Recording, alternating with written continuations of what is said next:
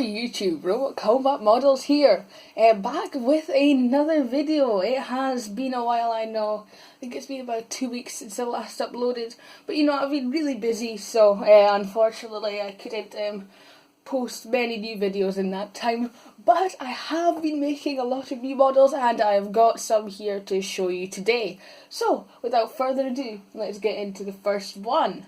Alright, so the first one here is Biohazard. Now, quite a lot of you probably have seen Biohazard from my How to Build a Biohazard. I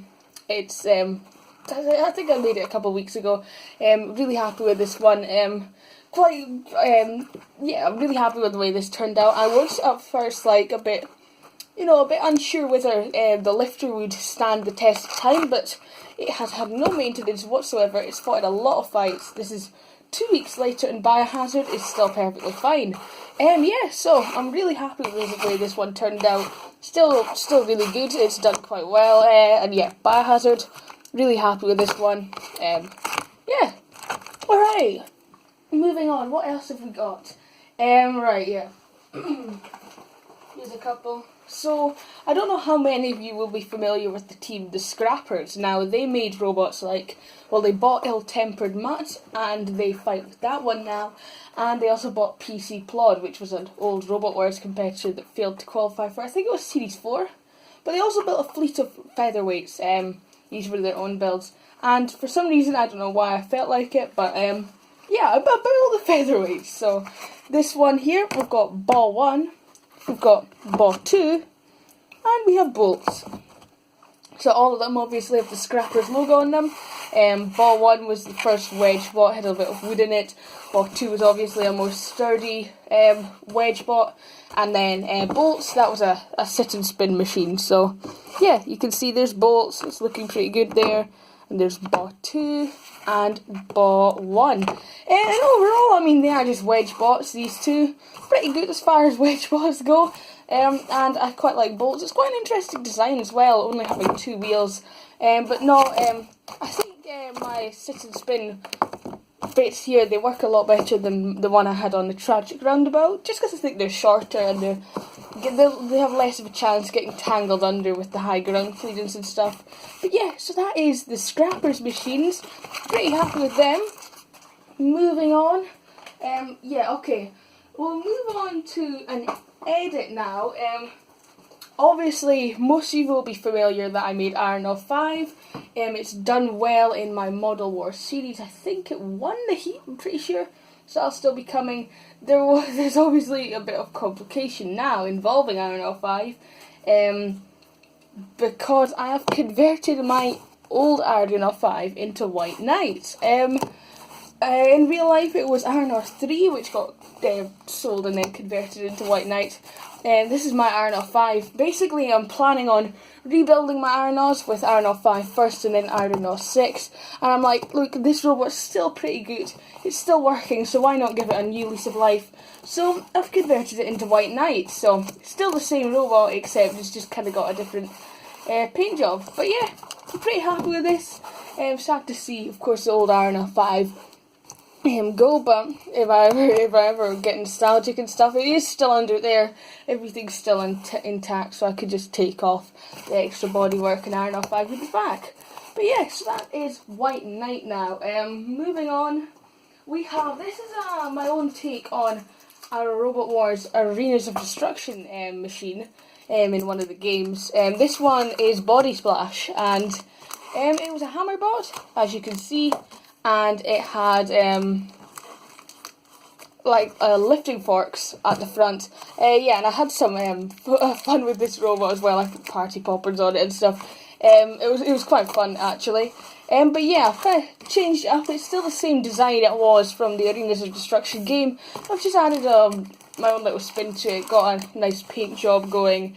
And yeah, it just made it look a bit more realistic in general. Not bad, pretty happy with this one. Nice hammer bot. I do lack axe and hammer bots in my with my models, so good to have another one of them. Alright, let's show this one now. Last time I showed the Magic Windmill, which was King of Bots 2 competitor. I've got a new one this time, and this is Earth Shovel, which I quite like. It's a semi-automatic flipper. I don't know what that entails. That's what it says on the King of Bots wiki. But yeah, honestly, I've really been enjoying King of Bots Season 2. It comes up every Sunday, I'm pretty sure, so around the time when this video comes out. I think it's every Sunday at 10, Scotland time, UK time. But yeah, so that's normally when King of Bots comes out. I really do recommend it. There's been some great fights, lots of emotional moments as well. You'll know what I mean if you watched last week's episode. Yeah, but Earth Shovel, pretty good. Really happy with it. It's just a pretty good machine, isn't it? Next up, this is one of MLU4's robots that he made in his series. Of course, his new series is going to be starting up very soon. I would definitely recommend checking it out. But this is one of my favourite robots from his series, and this is Arctic. So yeah, I have created Arctic. It's obviously like a scoop bot, and you've got the MLU4 writing there. I'm quite happy with the way this turned out. The scoop could probably be a little bit better, but all in all, pretty good. It's also got this back Shremek thing as well, so that it can self-right if it's flipped on its back, because the scoop can't really take it all the way, so you've got this little rear Shremek to get it back working again. But yeah, so that's Arctic. Pretty good, looks pretty nice. Yeah. We're just about done now. I'll move on. This one is Village Idiot. It was a BattleBots competitor, competed in season 3 and 4. Was it a lightweight or a middleweight? I can never remember. But it had these 2 spinning discs, and I've kind of simulated it here, like they were spinning quite fast. So if I kind of put this up and down quite fast, you can see it almost looks like they're spinning quite quickly and stuff. And if you took a robot into the wall, let's see, here's Bob for example, it almost looks like the shock of the disc is kind of damaging it or shredding it slightly. But yeah, so pretty average to be honest. But hey, it's another robot, you can't complain. Yeah, so that's Village Idiot. Nothing too special, but another BattleBots robot. I like them. Alright, these are the 2 newest ones, and I think these are my personal 2 favourites. We'll leave the best for last, I think. But this one is a robot probably not many people know about. This is Termigator, and this was a robot that failed to qualify for Series 7 of Robot Wars. Yeah, I really like this one. I'm really happy with the way it turned out. I've added my own twists, like with the googly eyes and stuff. It makes it look quite funny. It's got this little back kind of clamper here. I'll get ball back here again. Ball back. Yeah, so it can kind of clamp hold and you can slam it into things like that. And it's got the front spike as well. So yeah, I'm really happy with the way this one turned out. Definitely looks quite cool. Yeah, definitely a really good one. And finally, moving on to the final one, I finished this one this morning. So, it's from the same team that made Behemoth, Team Make Robotics, and it was their BattleBots entry that always seems to be forgotten about. Like, a couple of weeks ago I was like, oh yeah, this was a thing, when I was just looking on the wiki. This is Radioactive. Competed in the 2015 season of BattleBots.